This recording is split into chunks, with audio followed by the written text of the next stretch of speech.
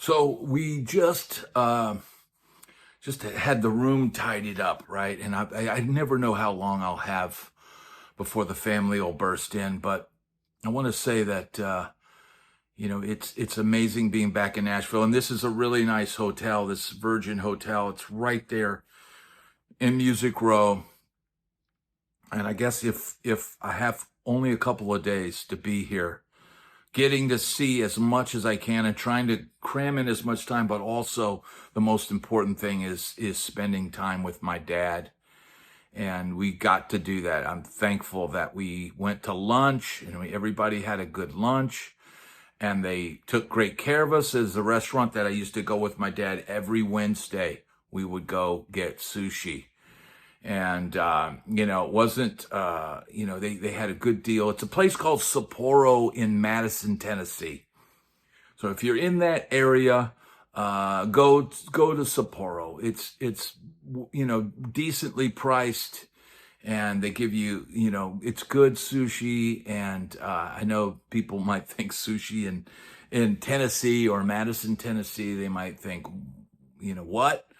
But sushi is a byproduct of my time out in LA, right? First time I ever tried sushi was right off of Sunset next to Rock and Roll Ralph's. There was a Japanese restaurant, and me and my dad were out there.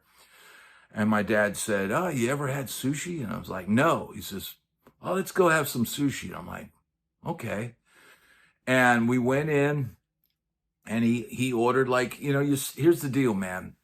It seemed like sushi and LA Rockers, that became a thing, man. It was like, there was a sushi bar right across the street from the Rainbow, right? So I think it was called Ten Mas, I think. I'm not sure if that's still there.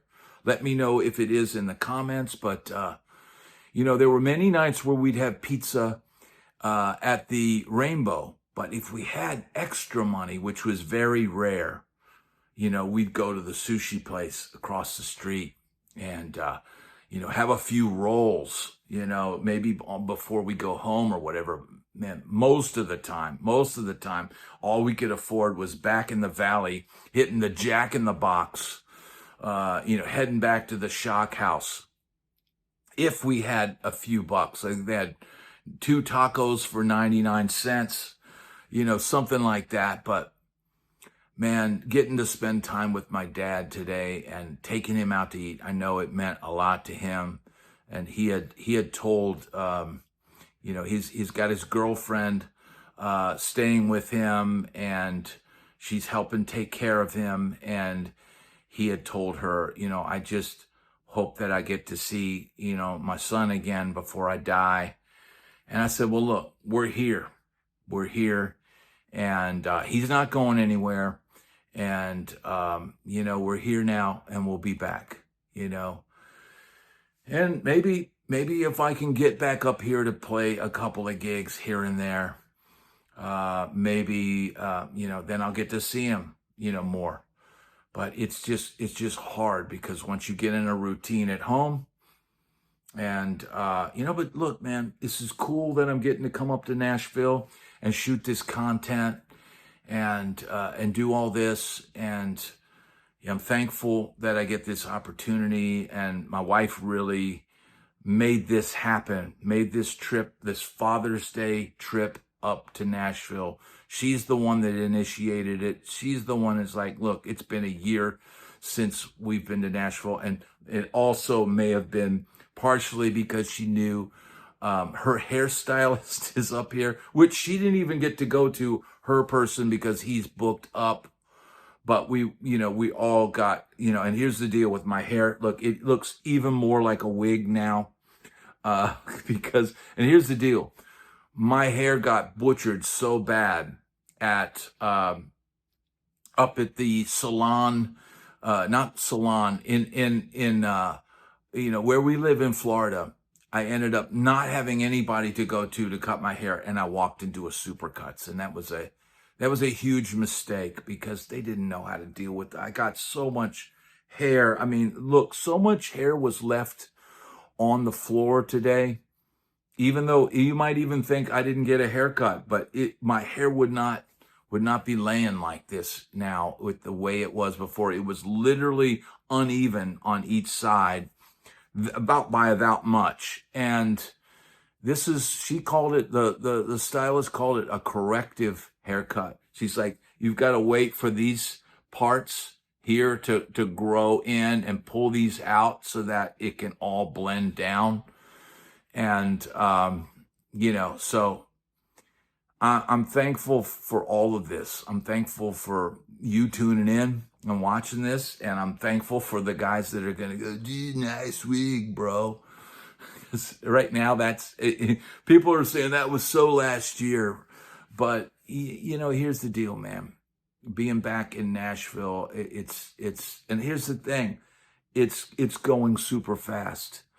This trip is almost over. We've got one more day in Nashville, and then we head back to Tampa on Father's Day, right? So all of this is going to get chopped up and put together and be out on my channel, you know, ASAP. But, you know, it'll be a slight delay because I'll have to get home and do the work and put it together. But man, I'm just thankful that I got this opportunity. We never know how much time we have left on this planet, and you know, I was glad to see. And here, I'll tell you a funny story. This is super funny, and I'll put this video in here.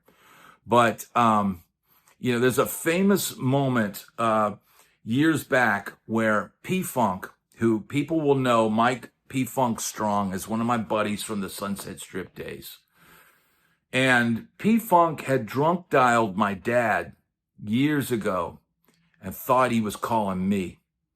But he was calling up and kept calling over and over again and calling my dad. And my dad goes, who the fuck is this? And he goes, it's P-Funk. Hey, it's P-Funk. And my dad's like, who the is P-Funk?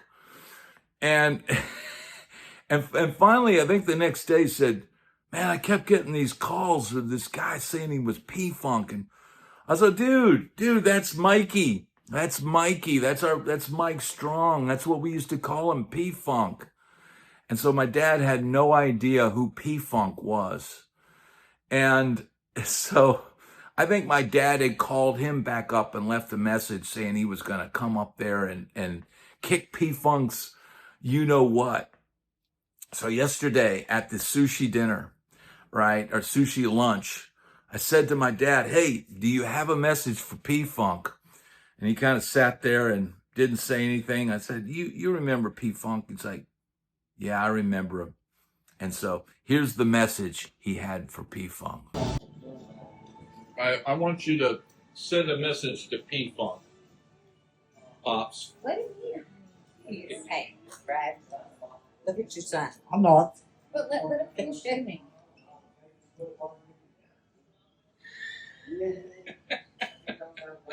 That's the message? Yes, that's the message. Did you get it? Be nice. Yeah.